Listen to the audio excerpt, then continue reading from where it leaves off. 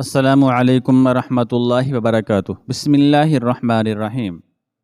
علی عامر آفریدی نے رام دیو کے جادوئی بت پر ایک اور ضرب لگائی۔ مجھے تمہاری زبان سے یہ سن کر شدید حیرت ہوئی کہ جادو ابھی تک زندہ ہے، حالانکہ یہ غارت گر علم اسی روز تباہ ہو چکا تھا جب یہودی لبید بن عاصم کی لڑکیوں نے پیغمبر علیہ السلام کے جسم اطہر پر اپنی ساحرانہ قوتیں آزمائی تھیں، اور وہ اپنی ان کوششوں میں بری طرح ناکام رہی تھیں۔ کیا تمہیں لبید بن عاصم کا حشر بھی یاد نہیں؟ مہاراج، دوزخ کے لامحدود آتش کدے کی جانب ایک نظر تو دیکھو۔ وہ یہودی ساحر اپنی مدد کے لیے کس کس کو پکار رہا ہے؟ کوئی اس کی پکار نہیں سنتا اور کوئی اس کی مدد کو نہیں پہنچتا۔ یہ کیسی سنگ دلی ہے اور یہ کیسی بے حسی ہے؟ تم تو سامری کے علم کے وارث ہو، پھر کیوں اس کی مدد نہیں کرتے؟ آفریدی نے ایک بار پھر سکوت اختیار کیا اور رام دیو کے چہرے کو غور سے دیکھنے لگا۔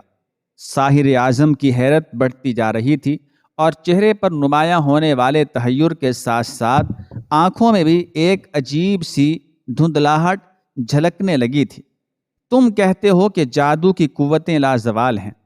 آفریدی نے ایک نئے انداز سے رام دیو کو مخاطب کیا تھا۔ تمہیں اپنے قبیلے کا وہ شخص یاد نہیں جسے شہاب ساحر کہتے تھے اور جو قصبہ اجودن یعنی پاک پٹن کا مشہور جادوگر تھا؟ تم نے اس کی قبر کے اندر جھانک کر نہیں دیکھا کہ حشرات الارض نے اس کی ہڈیاں تک چاٹ لی ہیں اور پوری قبر سانپوں سے بھری ہوئی ہے؟ تمہیں شہاب ساحر کے بیٹے کا بھی حشر یاد نہیں کہ اس نے حضرت بابا فرید رحمۃ اللہ علیہ کے جسم مبارک پر اپنی جادوئی طاقتوں کو آزمانے کی کوشش کی تھی؟ اس نے آٹے کا ایک پتلا بنایا تھا اور اس میں سوئیاں چبھو کر پتلے کو اپنے باپ کی قبر کے سرہانے دفن کر دیا تھا۔ پھر وہ مطمئن ہو گیا تھا کہ طلسماتی سوئیاں حضرت بابا فرید رحمۃ اللہ علیہ کو ہلاک کر ڈالیں گی۔ تمہیں تو اپنے اس پیشوا کا انجام بھی یاد نہیں ہوگا کہ اجودھن کے حاکم نے اسے گرفتار کر کے حضرت بابا فرید رحمۃ اللہ علیہ کے سامنے پیش کر دیا تھا اور درخواست کی تھی کہ اس نابکار کے قتل کا حکم جاری فرما دیں۔ اگر تمہاری آنکھیں اتنی ہی روشن ہیں تو گزرے زمانے کی طرف پلٹ کر دیکھو۔ تمہیں شہاب ساحر کا بیٹا ایک مرد مومن سے اپنی زندگی کی بھیک مانگتا ہوا نظر آئے گا، اور واقعتاً تمہاری بینائی اتنی ہی طاقتور ہے تو تمہیں یہ منظر بھی دکھائی دے گا کہ حضرت بابا فرید رحمۃ اللہ علیہ نے اپنے بدترین دشمن کو بھی معاف کر دیا تھا۔ کیا تم شہاب ساحر کو نہیں پہچانتے؟ وہ بھی اپنے وقت میں ساحر اعظم کہلاتا تھا۔ اسے زوال کیوں ہوا؟ اس کا بیٹا ذلت اور رسوائی کے غبار میں کہاں گم ہو گیا؟ یہ کیسی جادوگری تھی جو گردش کے وقت ان کے کام نہ آ سکی؟ علی عامر آفریدی نے رام دیو کے سامنے کتاب زندگی کا ایک اور ورق الٹ دیا تھا، جس پر دنیا کے مشہور ساحروں کی شکست اور نامرادی کی عبرتناک داستان تحریر کی گئی تھی۔ رام دیو نے آفریدی کے سوالات کا کوئی جواب نہیں دیا، بس وہ اپنی جگہ ساکت کھڑا تھا اور اس کی آنکھوں میں کچھ عجیب سے سائے لرزاں تھے۔ مہاراج، یہ کیسی بے خبری ہے کہ تم اپنے مرحوم دادا شادی دیو کو بھی فراموش کر بیٹھے۔ علی عامر آفریدی نے رام دیو کو ایک اور بھولا ہوا قصہ یاد دلانے کی کوشش کی تھی۔ وہ قصہ جو رام دیو کے اپنے ایک بزرگ کی گمراہی اور ہدایت کا قصہ تھا۔ مگر تم اپنے دادا کو کس طرح یاد رکھو گے کہ اس نے تمہاری خاندانی روایتوں سے بغاوت کر کے حضرت خواجہ رحمۃ اللہ علیہ کی غلامی اختیار کر لی تھی؟ وہ ایک ہدایت یافتہ خوش نصیب انسان تھا، اسے جادو کی حقیقت معلوم ہو گئی تھی، اس لیے اپنے گناہوں سے تائب ہو کر نجات پا گیا اور شادی دیو سے خدا کا بندہ عبداللہ بن گیا۔ آفریدی نے قصداً اپنی داد نامکمل چھوڑ دی۔ میں ایک مکمل ساحر ہوں۔ علی عامر کے خاموش ہوتے ہی رام دیو گرجنے لگا۔ اس کی رعونت پوری طرح بیدار ہو گئی تھی۔ وہ سب نامکمل تھے، اس لیے شکست کھا کر ذلیل و خوار ہو گئے۔ میری تپسیاں اور گیان تکمیل کے مراحل سے گزر چکے ہیں، مجھے کبھی زوال نہیں ہوگا، اور میرے ماننے والوں کو بھی محرومی و ناکامی کے ہاتھ کبھی نہیں چھو سکیں گے۔ یہ کہہ کر رام دیو نے سجدے میں پڑی ہوئی رقاصہ رجنی کی ایک زوردار ٹھوکر ماری۔ آفریدی نے دیکھا دفعتاً رجنی کے کپڑوں میں آگ لگ گئی۔ پھر رقاصہ کی دردناک چیخیں کمرے میں گونجنے لگیں۔ چند مسلح سپاہی کمرے میں داخل ہوئے اور رقاصہ کو کھینچتے ہوئے کمرے سے باہر لے گئے۔ آفریدی خاموشی سے رام دیو کی صفاکی کا تماشا دیکھتا رہا۔ شاہی سفیر کو معلوم تھا کہ رجنی بھی کانتا کی طرح قتل کر دی جائے گی، یا پھر بھڑکتی ہوئی آگ کی لپیٹوں میں اس کا کومل تن جل کر راکھ ہو جائے گا۔ ستمگروں کی بستی تھی، وہاں ظلم کے سوا کوئی دوسرا تماشا ہو بھی نہیں سکتا تھا۔ جب رجنی کی چیخیں راہداری میں گونجنے لگیں تو رام دیو نے تضحیک آمیز نظروں سے آفریدی کی طرف دیکھا۔ اس کی آنکھوں میں ایک شیطانی شرارت ناچ رہی تھی۔ پھر یکایک رام دیو نے پوری طاقت سے کمرے کے فرش پر اپنا پاؤں مارا۔ آفریدی اس کے جسم کی ایک ایک جنبش کا جائزہ لے رہا تھا۔ رام دیو کا پاؤں پڑتے ہی آفریدی کو ایک تیز گڑگڑاہٹ سنائی دی، جیسے کہیں قریب ہی بادل گرجے ہوں۔ دوسرے ہی لمحے آفریدی کو محسوس ہوا کہ زمین لرز رہی ہے۔ رام دیو اپنی جادوئی قوت سے زلزلہ لے آیا تھا۔ کچھ دیر تک کمرے کی زمین کانپتی رہی اور پھر ایک گوشے میں دھماکہ سا ہوا۔ پتھر پھٹ گئے تھے اور کمرے میں ایک چوڑا شگاف نمایاں ہو گیا تھا۔ شگاف کے ظاہر ہوتے ہی ایک اور عجیب و غریب سانحہ پیش آیا۔ ناگہاں بے شمار انسانوں کی چیخوں کا شور اس کی سماج سے ٹکرایا۔ رام دیو نے ایک بار پھر آفریدی کو حقارت کی نگاہ سے دیکھا اور پیر پٹکتا ہوا کمرے سے نکل گیا۔ آفریدی کچھ دیر تک گہرے سناٹے کی کیفیت سے دوچار رہا۔ پھر اس نے اپنے اعصاب پر قابو پایا اور ان چیخوں کو غور سے سننے لگا جو کمرے کے چوڑے شگاف سے برآمد ہو رہی تھیں۔ چیخیں اس قدر دردناک تھیں کہ آفریدی انہیں برداشت نہیں کر سکتا تھا۔ ایسا محسوس ہو رہا تھا جیسے اس کمرے کے نیچے ایک تہخانہ ہے اور اس تہخانے میں نہایت سنگ دلی کے ساتھ انسانوں کو قتل کیا جا رہا ہے۔ آفریدی بے دست و پا تھا۔ وہ کسی مظلوم کی فریاد سننے کے بعد اس کی مدد کو نہیں پہنچ سکتا تھا۔ جب نادیدہ انسانوں کی چیخوں کا شور زیادہ بلند ہونے لگا تو آفریدی بہت احتیاط کے ساتھ اپنے بستر سے نیچے اترا۔ زخموں نے ایک بار پھر اس کا راستہ روکنے کی کوشش کی تھی، مگر آفریدی اپنی غیر معمولی قوت ارادی کے سہارے آگے بڑھا اور اس شگاف کے قریب پہنچا جو رام دیو کے طلسماتی عمل کے نتیجے میں ظاہر ہو گیا تھا۔ چیخیں اب بھی بلند ہو رہی تھیں۔ آفریدی نے جھانک کر ان مظلوم انسانوں کو دیکھنے کی کوشش کی۔ پھر وہ بری طرح چونک اٹھا۔ وہاں کچھ بھی نہیں تھا۔ کمرے میں پیدا ہو جانے والا شگاف بھی غائب تھا اور انسانی چیخیں بھی بند ہو گئی تھیں۔ آفریدی چند لمحوں تک حیرت میں ڈوبا کھڑا رہا۔ جب کوئی چیخ نہیں ابھری تو اس نے اپنے ایک پاؤں کو زمین پر ادھر ادھر گردش دی۔ زمین کی سطح ہموار تھی۔ وہاں کسی چوڑے شگاف کا وجود تو درکنار، کوئی ہلکی سی دراڑ بھی نہیں تھی۔ آفریدی مسکرانے لگا اور پھر وہ آہستہ آہستہ چلتا ہوا اپنے بستر تک پہنچ گیا۔ پھر جیسے ہی آفریدی اپنے بستر پر دراز ہوا، وہی انسانی چیخیں اسی شدت کے ساتھ ابھرنے لگیں۔ آفریدی کا ذہن بری طرح الجھ کر رہ گیا۔ وہ اپنے آپ سے مخاطب ہو کر کہنے لگا، آخر یہ سب کچھ کیا ہے؟ اگر کمرے کے شگاف اور انسانی چیخوں کا کوئی حقیقی وجود ہے تو پھر اس کے وہاں پہنچنے کے بعد وہ شگاف بند کیوں ہو گیا تھا اور پرشور چیخیں معدوم کیوں ہو گئی تھیں؟ یہ ایک عجیب و غریب معمہ تھا جس سے آفریدی کی غیر معمولی ذہانت بھی حل کرنے سے قاصر تھی۔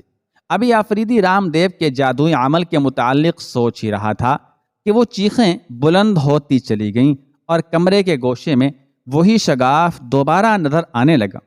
آفریدی نے ایک بار اور ہمت کر کے اس طلسم کی حقیقت جاننے کی کوشش کی، مگر جیسے ہی وہ اس شگاف کے قریب پہنچا، زمین کی سطح دوبارہ ہموار ہو گئی اور تیز چیخیں اس طرح دم توڑ گئیں جیسے کبھی ان کا کوئی وجود ہی نہیں تھا۔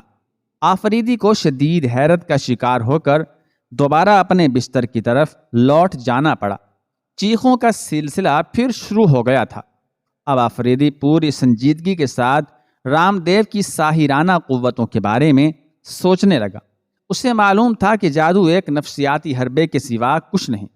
اگر کوئی شخص اس کے زیر اثر آ جائے تو پھر وہ ہلاک ہو جاتا ہے، اور اگر کوئی اسے اپنی قوت ارادی یا طاقت ایمانی سے جھٹلا دے تو جادو محض ایک شعبدہ بازی اور نظر بندی بن کر رہ جاتا ہے۔ آفریدی نے دہلی کے علماء سے جادو کے بارے میں معلومات حاصل کی تھیں، اور آج انہی معلومات کے سہارے وہ رام دیو کے خلاف جنگ کر رہا تھا۔ پھر ایسا ہوا کہ ساری رات اس کے کمرے میں خوشبودار دھواں بھرا رہا، اور ایک گوشے سے نادیدہ انسانوں کی دردناک چیخیں ابھرتی رہیں۔ آفریدی نے اپنے منتشر خیالات کو یکجا کر کے سونے کی بہت کوشش کی، مگر کمرے کی فضا اتنی پر اسرار اور پرہول تھی کہ وہ ایک لمحے کے لیے بھی نہیں سو سکا۔ پھر سورج طلوع ہونے سے کچھ دیر قبل راجپوتوں کا مقدس دھواں بھی فضا میں تحلیل ہو کر ختم ہو گیا، اور وہ دردناک چیخیں بھی بند ہو گئیں۔ آفریدی کو مہا منتری وکرم سنگھ کی اس ناشائستگی اور غیر سیاسی حرکت پر بہت غصہ آ رہا تھا۔ تھکن اور بے خوابی نے جلد ہی آفریدی کو نیند کی آغوش میں کھینچ لیا۔ پھر وہ اتنی گہری نیند سویا کہ دوپہر کا کھانا بھی نہ کھا سکا، اور شام کے قریب اس کی آنکھ کھلی۔ جاگنے کے بعد محافظوں نے آفریدی کو کھانا پیش کیا تو اس نے یہ کہہ کر کھانے سے انکار کر دیا کہ وہ مہا منتری سے ملے بغیر راج محل کی کوئی چیز استعمال نہیں کرے گا۔ محافظوں نے مہا منتری تک یہ خبر پہنچائی تو وکرم سنگھ کچھ دیر بعد ہی آفریدی سے ملنے کے لیے اس کے کمرے میں آیا۔ سلطانی سفیر کی طبیعت تو ٹھیک ہے؟ وکرم سنگھ کے لہجے میں ہلکا ہلکا طنز پوشیدہ تھا۔ میری طبیعت کو کچھ نہیں ہوا ہے، مگر آپ کی مہمان نوازی اب دل آزاری میں تبدیل ہو گئی ہے۔ آفریدی کا لہجہ سخت تھا۔ یہ دل آزاری نہیں، راجپوتوں کی رواداری ہے، وکرم سنگھ نے مسکراتے ہوئے کہا۔ اس کا ایک ایک لفظ آفریدی کی مجبوریوں کا مذاق اڑا رہا تھا۔ یہ رواداری ہے کہ میرے سر پر عجیب عجیب بلائیں مسلط کر دی گئی ہیں۔ علی عامر آفریدی کی آواز بھی تیز ہو گئی تھی۔ مہمان سفیر شاید یہ بھول گئے کہ وہ انتہائی مشکوک حالت میں چتوڑ کی حدود تک پہنچے تھے۔ یہ کہہ کر مہا منتری وکرم سنگھ کھڑا ہو گیا۔ جب تک تمہارے زخم ٹھیک نہیں ہو جاتے تمہیں چتوڑ کے اسی انداز سیاست کو قبول کرنا ہوگا۔ وکرم سنگھ نے بالآخر اپنے دل کی بات کہہ دی تھی، اور یہ ثابت ہو گیا تھا کہ آفریدی کے ساتھ جو کچھ ہو رہا ہے وہ وکرم سنگھ کی مرضی سے ہو رہا ہے۔ آفریدی نے غور سے مہا منتری کو دیکھا، پھر تلخ لہجے میں کہنے لگا، کل ایک اور کانتا آگ کے شعلوں میں جلا دی گئی۔ آفریدی کی آواز میں دل کا کرب شامل تھا۔ تمہیں زندگی کا تماشا دکھانے کے لیے ابھی تو بے شمار جسم جلیں گے۔ وکرم سنگھ کا رویہ جارحانہ تھا۔ تمہیں اس سے کوئی غرض نہیں ہونی چاہیے کہ کون جل رہا ہے اور کون بجھ رہا ہے۔ یہ ہمارے ملک کی معاملات ہیں۔ ہم ایسے امور میں غیروں کی مداخلت برداشت نہیں کرتے۔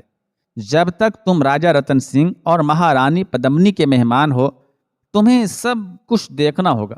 پھر جب دہلی جاؤ تو شوق سے کانتا کا گیت اپنے سلطان کو سنا دینا۔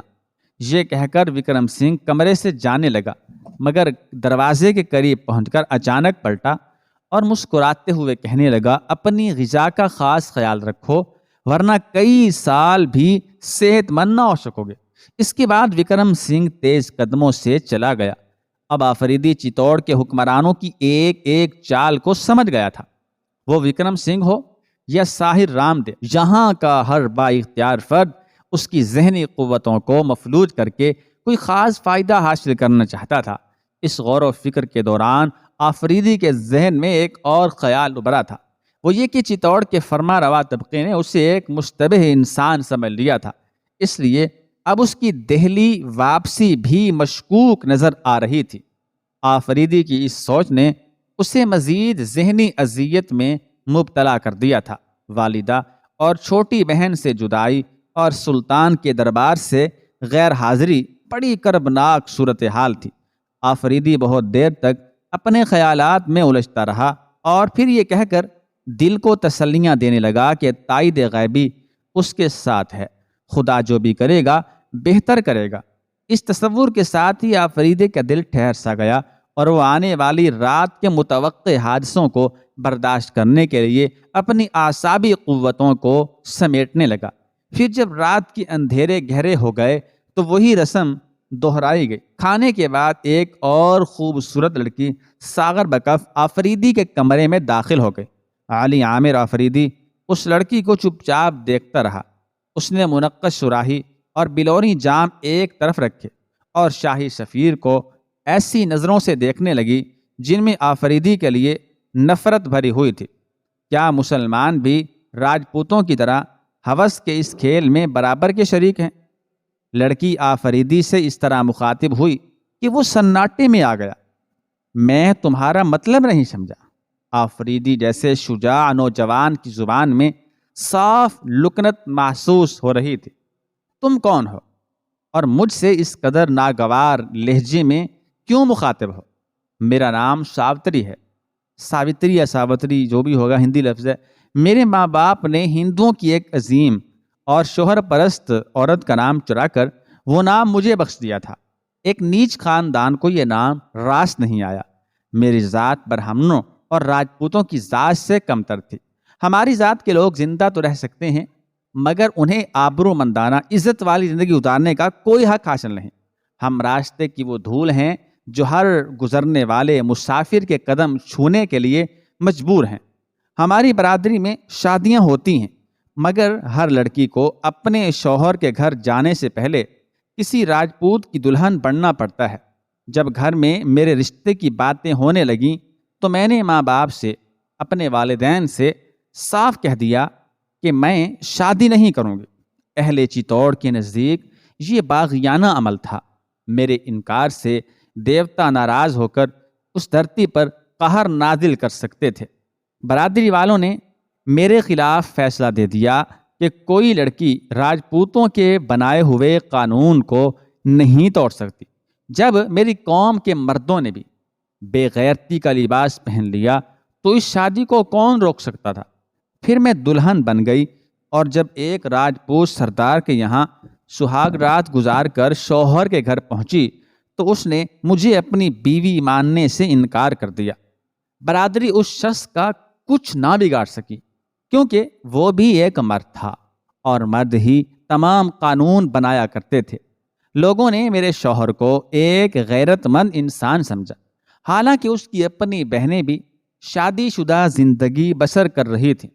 میں آج تک نہیں سمجھ سکی کہ اس شخص کی غیرت اس وقت کہاں سو گئی تھی جب اس کی اپنی بہنیں راجپوت سرداروں کے یہاں سہاگ رات گزار رہی تھیں اور وہ چین کی نیند سو رہا تھا۔ یہ کہتے کہتے ساوتری کے سرخ و سفید چہرے پر آگ سی برسنے لگی تھی۔ اگر کسی کو یہ صحیح نام آتا ہو کہ ساوتری ہے یا ساوتری، وہ کمنٹ باکس میں بتا دے۔ آفریدی اس مظلوم لڑکی کی لرزہ خیز داستان سن کر لرز اٹھا۔ بس خاموش ہو جاؤ، اگر سانسوں سے پیار ہے تو اپنے ہونٹوں کو قابو میں رکھو۔ آفریدی ساوتری کو خاموش کر دینا چاہتا تھا کہ اس کی نم آلود آنکھیں تیسری کانتا کو قتل ہوتے دیکھ رہی تھیں۔ تم اس عورت کو موت سے ڈراتے ہو جو روزانہ سورج غروب ہوتے ہی مر جاتی ہے۔ اچانک ساوتری کے ہونٹوں پر ایک ایسی مسکراہٹ ابھری جس میں موت سے بے خوفی اور زندگی سے شدید نفرت پوشیدہ تھی۔ اس سے پہلے کہ میں بھی کانتا کے پہلو میں جا کر سو جاؤں، میری کہانی سن لو۔ تم بھی مرد ہو اور اس دنیا سے تعلق رکھتے ہو۔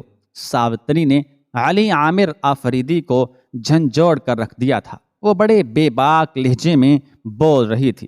میں اس طرح لوٹی گئی کہ کچھ بھی باقی نہ بچا۔ شوہر کی ٹھوکریں کھا کر ماں باپ کے گھر پہنچی تو وہ دروازہ بھی بند ہو گیا اور اپنی بے ضمیر برادری سے مدد مانگی تو کہا گیا اس بوجھ کو کوئی نہیں اٹھا سکتا۔ مجبوراً اس راجپوت سردار کے ہاں چلی گئی جس نے میری قوم کی لڑکیوں کے لیے وحشیانہ قانون بنایا ہے۔ پھر جب اس کی محفل کیف و نشاط بھی مجھ سے بیزار ہو گئی تو راجپوت سپاہیوں نے مجھے اپنے گھر میں پناہ دی۔ میری ذلت اور رسوائی کا سفر ابھی ختم نہیں ہوا تھا کہ تم آ گئے۔ مہا منتری وکرم سنگھ نے مجھے راج محل میں طلب کر کے کہا تھا کہ سلطان علاؤ الدین خلجی کا سفیر بہت رنگین مزاج ہے، اگر وہ میرے رقص اور ساکی گری کی ادا سے خوش ہو گیا تو انسانوں کی بستی سے نکالی ہوئی اس عورت پر انعام و اکرام کی بارش کر دی جائے گی۔ اتنا کہہ کر ساوتری نے ایک بار پھر سکوت اختیار کر لیا اور آفریدی کو اس طرح دیکھنے لگی جیسے انسانی تہذیب کے سجے ہوئے بازار میں دہلی سے آنے والا ایک بہت بڑا سوداگر حوا کی بیٹیوں کی بولی لگا رہا ہو۔